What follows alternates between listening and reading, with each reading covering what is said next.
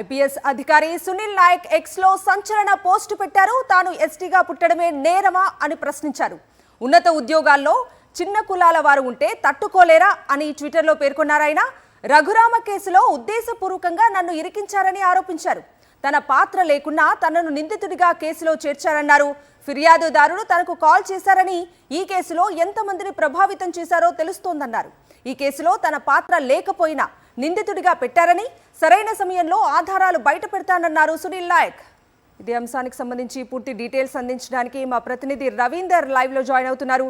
రవీందర్, కవిత, ఆంధ్రప్రదేశ్లో చంద్రబాబు కూటమి ప్రభుత్వం అమలు చేస్తున్నటువంటి రెడ్ బుక్ రాజ్యాంగానికి చివరికి ఐపీఎస్ అధికారులు కూడా బలవుతున్నటువంటి పరిస్థితి. తాజాగా సునీల్ నాయక్ గతంలో ఆంధ్రప్రదేశ్లో పనిచేసినటువంటి సునీల్ నాయక్ ప్రస్తుతం బీహార్లో పనిచేస్తున్నారు. చివరికి ఆయన మీద కూడా ఇక్కడి నుంచి ఆంధ్రప్రదేశ్ నుంచి వెళ్లినటువంటి పోలీసులు బలవంతంగా ఆయన అరెస్ట్ చేసి తీసుకొచ్చేటువంటి ప్రయత్నం చేశారు. ఆంధ్రప్రదేశ్లో ఏ విధంగా అయితే ప్రత్యర్థి పార్టీల మీద, ప్రత్యర్థి వర్గాలకు సంబంధించినటువంటి వ్యక్తుల మీద దాడులు చేస్తూ రెడ్ బుక్ రాజ్యాంగాన్ని రాష్ట్ర ప్రభుత్వం అమలు చేస్తుందో, ఇదే అంశాన్ని చివరికి పక్క రాష్ట్రానికి వెళ్లి అక్కడ కూడా ఐపీఎస్ అధికారుల మీద ప్రయోగించేటువంటి ప్రయత్నం చేశారు. చివరికి అక్కడ హైకోర్టు నుంచి తీవ్రంగా భంగపాటు ఎదురవడంతో ఆంధ్రప్రదేశ్ పోలీసుల పరుగు పోయినటువంటి పరిస్థితి. అక్కడ ఐజీగా పనిచేసినటువంటి సునీల్ నాయక్ విషయంలో ఆంధ్రప్రదేశ్ పోలీసులు వ్యవహరించినటువంటి తీరు తీవ్ర వివాదాస్పదంగా మారినటువంటి పరిస్థితి. ఇది ఒక్క బీహార్, ఆంధ్రప్రదేశ్ లోనే కాదు, మొత్తం దేశవ్యాప్తంగా కూడా ఇప్పుడు ఐపీఎస్ వర్గాల్లో తీవ్ర చర్చనీయాంశంగా మారినటువంటి పరిస్థితి కనిపిస్తుంది. అక్కడ సునీల్ నాయక్ గతంలో ఆంధ్రప్రదేశ్ లో పనిచేస్తున్నటువంటి సందర్భంగా ప్రస్తుతం స్పీకర్ గా ఉన్నటువంటి రఘురామకృష్ణ కేసు అక్రమంగా వేధించాలనేటువంటి కేసు పెట్టినటువంటి దానిలో ఆయన పట్టుకొచ్చేందుకు ప్రయత్నం చేశారు. కనీసం అప్పట్లో వచ్చినటువంటి ఆ ఫిర్యాదులో సునీల్ నాయక్ సంబంధించినటువంటి పేరు లేదు, ఎఫ్ఐఆర్ లో కూడా ఆయన సంబంధించినటువంటి ప్రస్తావన లేనప్పుడు కూడా కనీసం ఆయన సమాచారం లేదు, నోటీసులు కూడా లేకుండా నేరుగా పాట్నా వెళ్లి సునీల్ నాయక్ ఇంటి మీదకి వెళ్లి గోడ దూకి వెళ్లి ఆయన అరెస్ట్ చేసేటువంటి కార్యక్రమం చేసిన దాని మీద నిన్న బీహార్ ప్రభుత్వం స్పందించింది. బీహార్ లో హైకోర్టు కూడా తీవ్రంగా ఆగ్రహం వ్యక్తం చేసింది. ఇదంతా చూస్తుంటే కొద్దిసేపు క్రితమే సునీల్ నాయక్ ఒక ట్వీట్ కూడా పెట్టినటువంటి పరిస్థితి.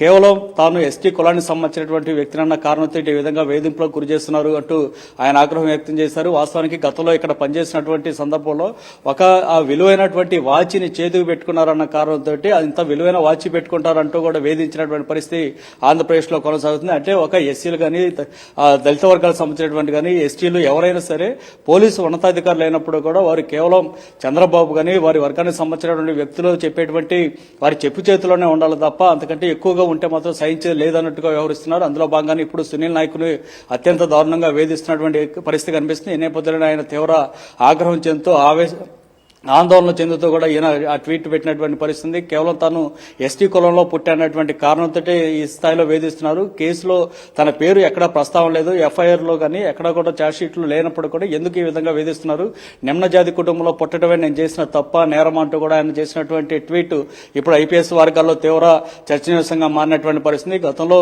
ఇక్కడ ఉన్నటువంటి మిగతా ఐపీఎస్ అధికారులు సంజయ్ గాని, సునీల్ కుమార్, జాషువా ఇలాంటి అనేక మంది దళిత అధికారుల మీద కూడా రెడ్ బుక్ రాజ్యాంగాన్ని అమలు చేసినటువంటి పరిస్థితి. సంజయ్ అయితే ఏకంగా అరెస్ట్ చేసి జైల్లో కూడా పెట్టినటువంటి పరిస్థితి. పాలరాజు లాంటి అధికారులు కూడా వేధింపులకు గురి చేసినటువంటి పరిస్థితుల నేపథ్యంలో ఇప్పుడు ఐపీఎస్ అధికారి సునీల్ నాయక్ పెట్టినటువంటి ట్వీట్ దేశవ్యాప్తంగా తీవ్ర సంచలనం రేపుతూ ఉంది. Kavitha. Right Ravinder, thank you.